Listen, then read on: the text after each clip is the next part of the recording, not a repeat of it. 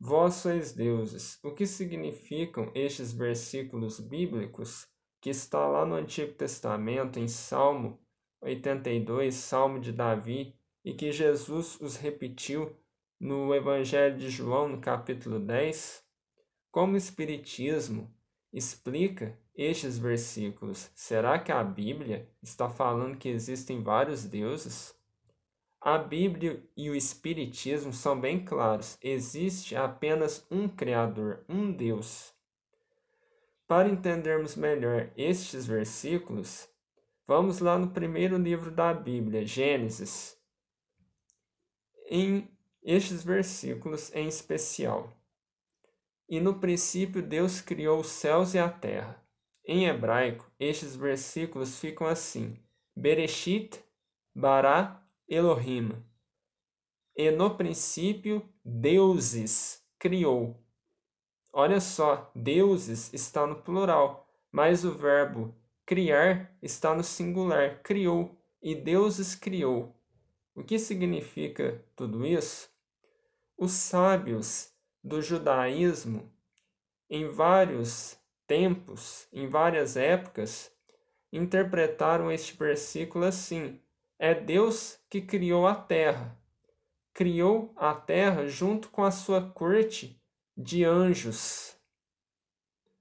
O Espiritismo chama esses anjos, arcanjos, que estão com Deus, de Cristos, co-criadores em plano maior. São espíritos que estão em comunhão com Deus. Jesus, o nosso Mestre, é um desses Cristos, desses anjos, arcanjos, que estão em comunhão, que estão em união com Deus.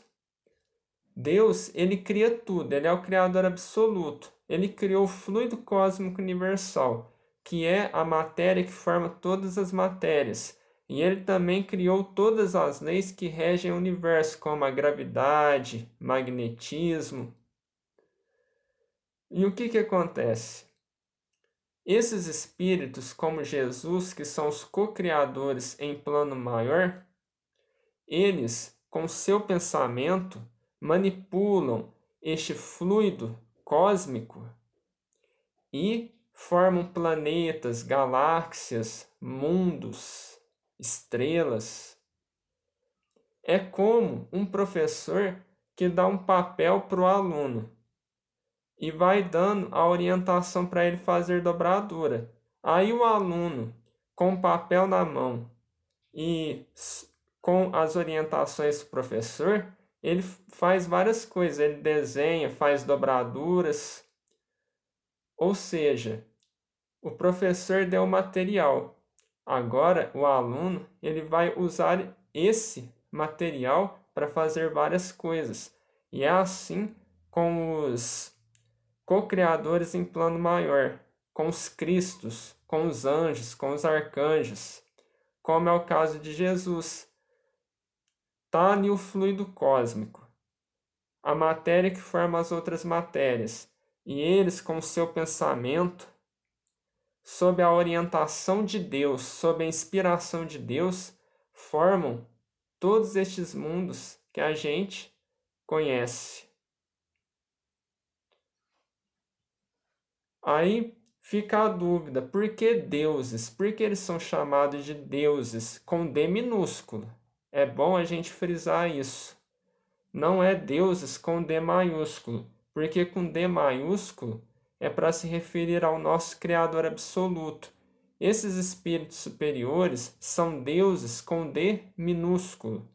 Eles são chamados assim porque são espíritos que estão em contato direto com o Criador, com Deus. Tudo que eles falam, tudo que eles fazem são inspirados por Deus.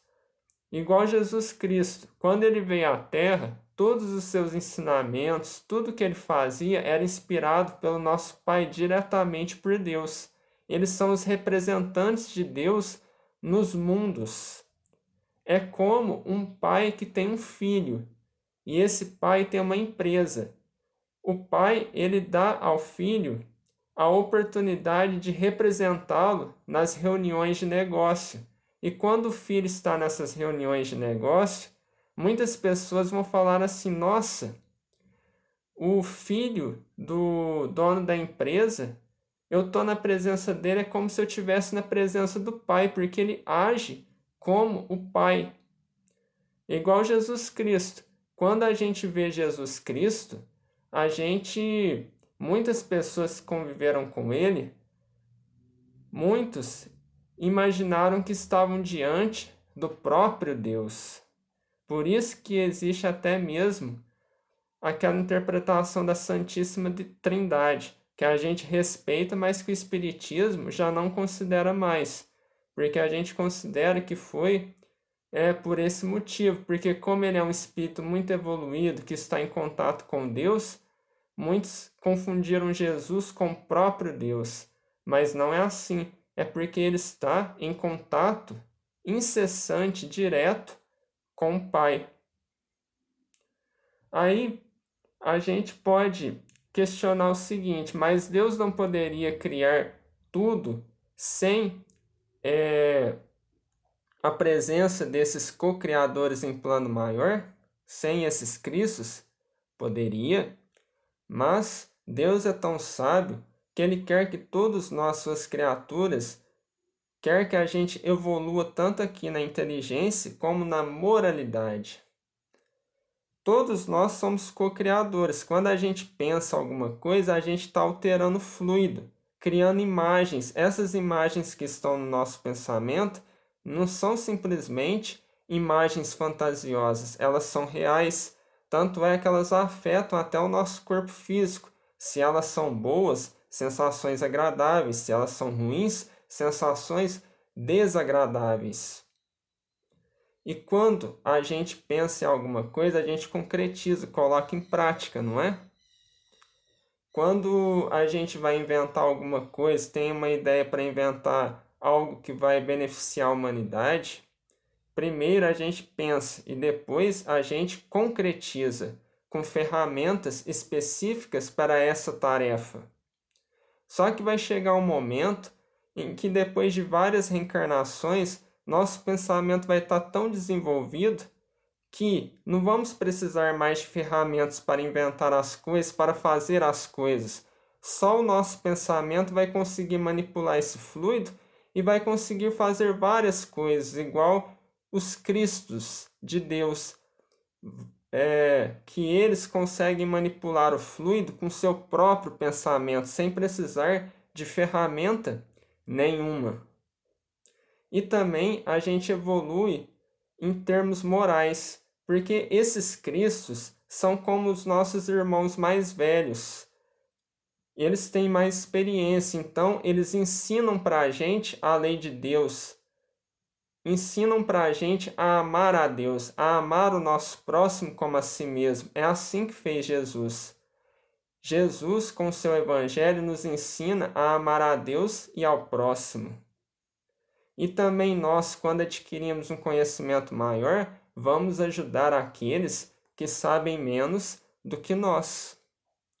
Aí a gente pode dizer assim: será que são só esses espíritos que estão em contato permanente com Deus? Nós não estamos em contato com Deus porque a gente aprende, o Espiritismo ensina que Deus está presente em tudo em nossas vidas. Mas isso é verdade mesmo. Mas o que acontece? Somos como crianças, somos como bebês, que ainda, apesar de estar em contato com o Pai, eles não têm uma ideia exata do que representa o Pai em suas vidas. Só à medida que a criança vai crescendo, olha só a Sarinha querendo dar uma participação especial aqui no vídeo, né, gatinha?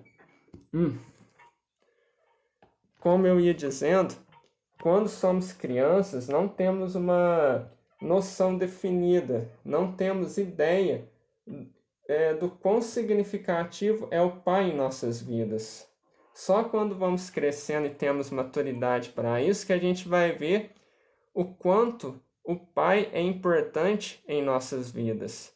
Muitas vezes, em momentos difíceis ou em momentos de muita inspiração, de muita meditação, a gente vai compreendendo a importância de Deus em nossas vidas. Assim como a criança vai tendo uma noção do papel do Pai em suas vidas. Mas é só à medida, depois de várias reencarnações, de várias ocasiões em que a gente amadurece, que a gente realmente vai compreender a importância de Deus em nossas vidas. E quando a criança cresce e compreende a importância do Pai em sua vida, ele vai valorizar mais esse Pai e vai se tornar amigo desse Pai. É o mesmo conosco. Depois de várias reencarnações, a gente vai compreendendo o papel de Deus em nossas vidas, quem realmente é Deus em nossas vidas.